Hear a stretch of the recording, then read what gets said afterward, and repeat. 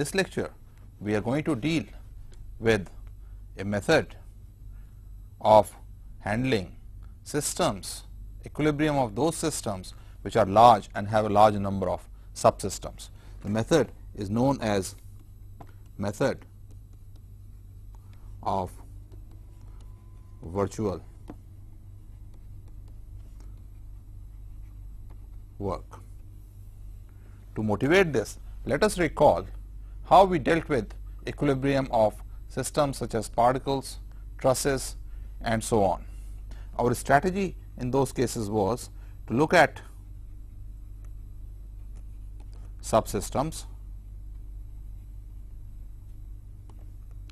and make free body diagram of subsystems, replacing the constraints or the contact with other subsystems by the forces applied by them, and balance all forces and torques. However, as the system size grows, the number of forces, number of subsystems may grow quite large, and in such systems the method that we use is the method of virtual work. The method focuses directly on the external force that we want to calculate. To motivate it further, let us take an example. Suppose I have a mechanism whereby made up of two bars, whereby it is a scissors like mechanism with a pin joint here and a roller here, which is free to move in this between these two walls. Each bar has a mass m, and this is kept in equilibrium by applying a force F at this point. If we want to calculate the force F, our strategy is we first look at this mechanism. On this point there can be only one force, let us call it N B. This is point B, this is point A.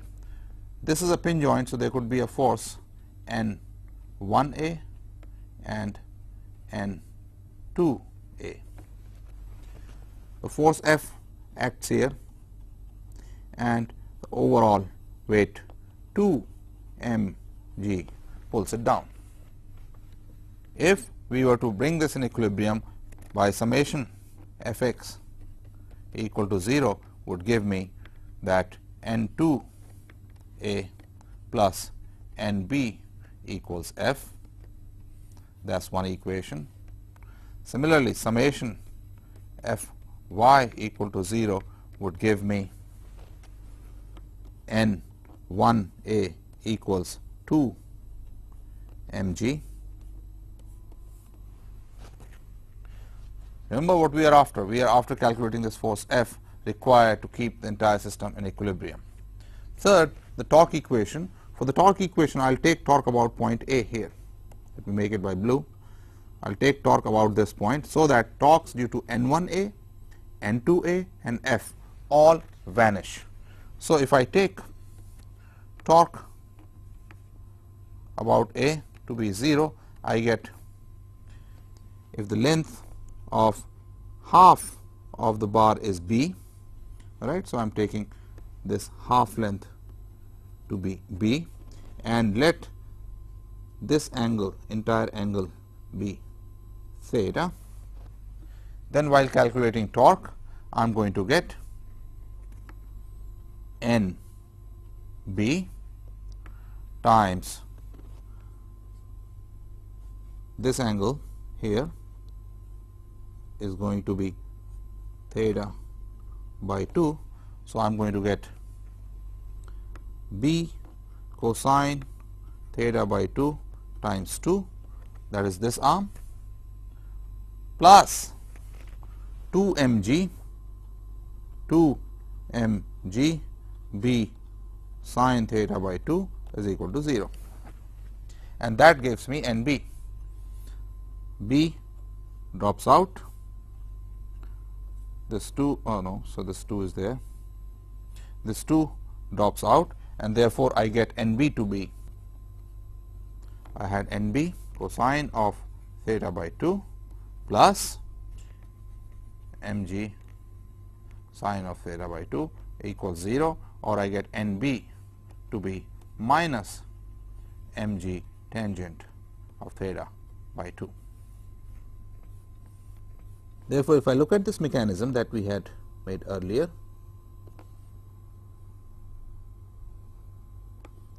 this is a pin joint here, this is on a roller that is free to move, and this I have a force F acting this way, 2 mg pulling it down, NB we have just calculated is mg tangent theta by 2.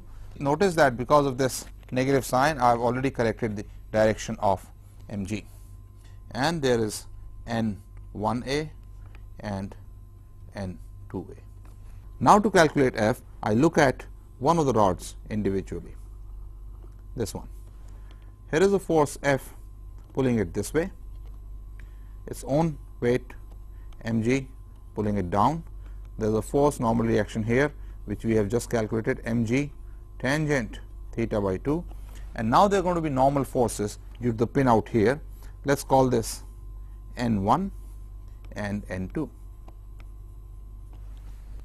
If I am just interested in calculating force F, then you can see that I can take the torque about this middle point, the pin here, let me show this in blue, about this point, and calculate F to be equal to, by taking the torque about this point, let me call summation, torque about this point is 0, and therefore F times whatever this length is, call it L, minus same length is going to be here, mg tangent theta by 2L equals 0, and F equals mg tangent of theta by 2. So we found the force F. If you are interested, you can also calculate N1, N2 and other normal forces, but our main focus was to calculate F, and that's what we have found. Notice that we had to take several steps in getting to this answer. If we use method of virtual work, as I'll show later, all these steps are bypassed.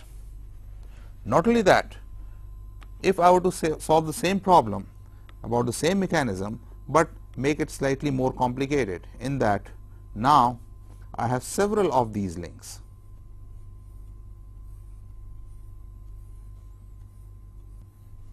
And I apply a force here.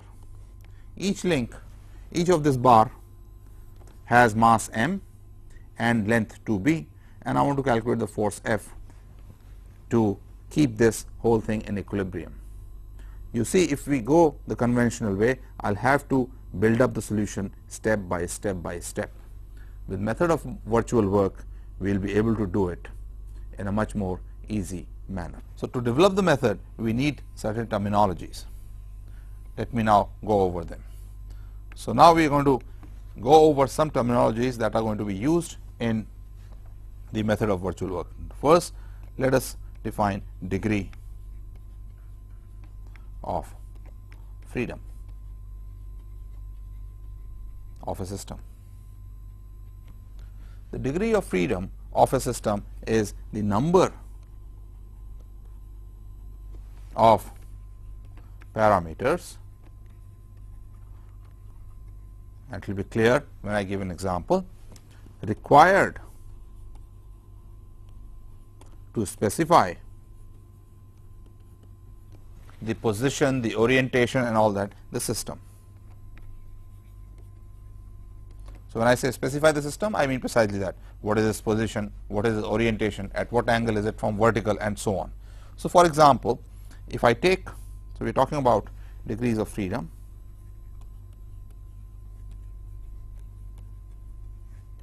Again, number of parameters required to specify a system. For example, if I take a particle in 3D space, the number of degrees of freedom is 3. If I take a particle constraint to move only on a plane, constraint, and I'll make this definition constraint clearer a little later, constraint to move on a plane, then the degrees of freedom are 2. Suppose I take a pendulum so that it swings in a plane. The only thing that I need to specify where the pendulum is this angle. Then the degree of freedom is 1. Even in the complicated example that we took previously for that mechanism, whereby I had these cross links like this, the only thing that I need to specify the orientation or a specific position of the system is this angle theta, nothing else. The moment I specify this theta, because the lengths of these bars are fixed, I specify exactly how the system is. So degrees of freedom in this case is also 1. So this is one concept we are going to use. The degree of freedom specifies the parameters used to describe a system and the complexity of the problem. Less the number of degrees of freedom, less complex the system is. Concept number 2, constraints.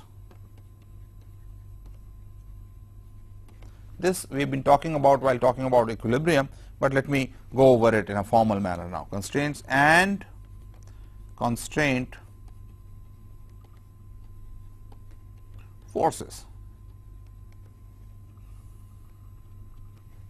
By constraints we mean the restrictions on the movement of a system.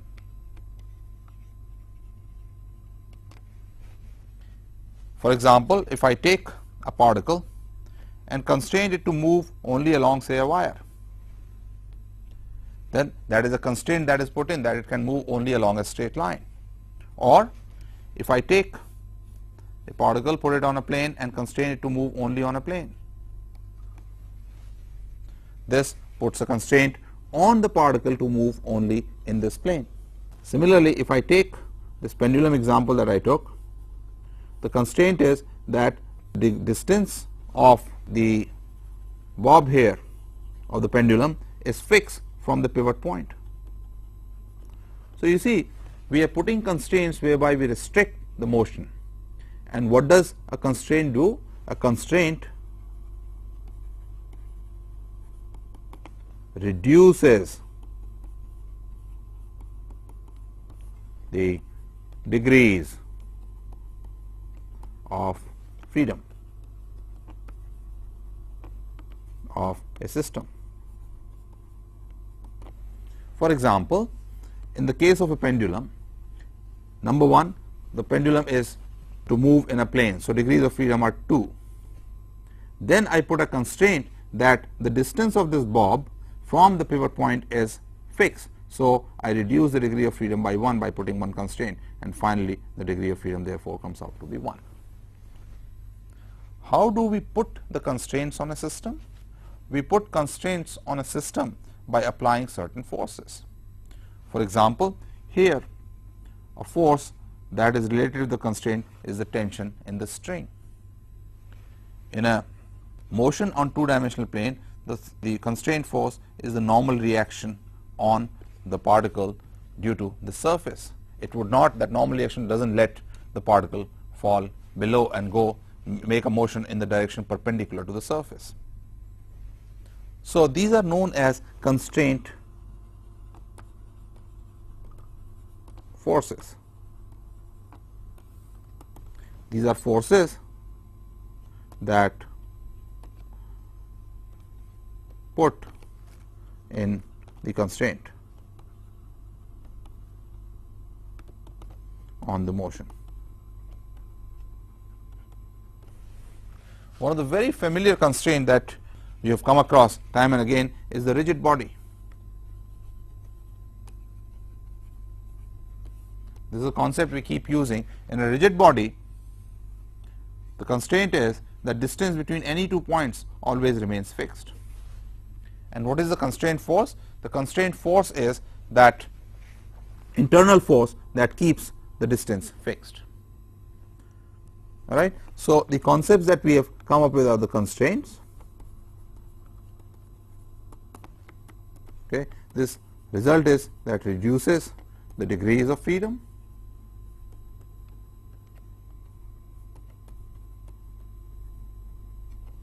and constraint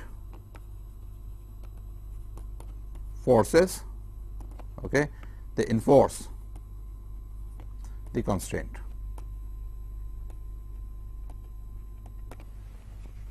Let us go back to that example of that mechanism whereby these bars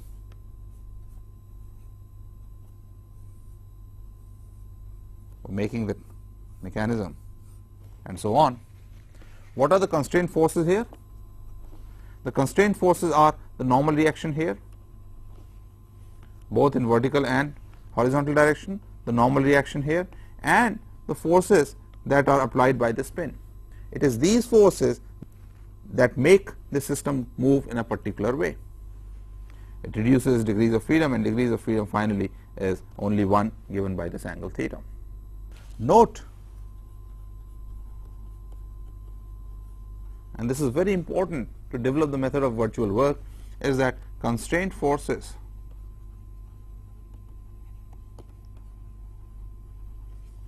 usually do not perform any work on the system. Why do I say usually? Because I am going to exclude a particular constraint force a little later. So take the example of particle on a two-dimensional surface. The constraint force normal reaction is perpendicular to the surface, the particle moves along the surface, and two are perpendicular, so normal does not do any work on this. Take the example of the pendulum. The constraint force tension is always perpendicular to the direction of motion of the ball, and therefore this also does not do any work. How about this mechanism?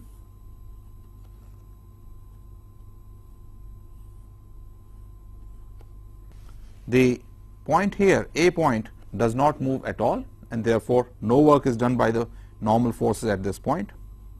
The normal reaction at this point B is perpendicular to the direction of motion, and therefore that also does not do any work. How about the forces due to the pins here? You see, the pins apply a force on one particular bar in one direction and exactly opposite force on the other bar. However, the pins move by exactly the same amount, so bars also move exactly in the same direction, but the forces are opposite. The result is that the net work done because of this constraint forces is 0. It is positive in one bar, negative in the other bar, added up it gives me 0. So you see, I have given you 3 examples where you see that constraint forces usually are not performing any work. Why I say usual is, this is, if we have a frictional force as the constraint force, that does perform work when the system moves. Therefore, if we include friction, then I would say constraint forces usually do not perform any work. On the other hand, if I exclude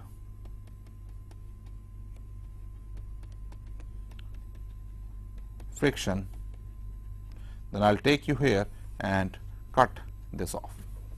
Then I would say that constraint forces do not perform any work on the system. In my development, now, we will be excluding friction and deal with those constraint forces that do not perform any work on the system, and it is this observation that makes dealing with the system very easy.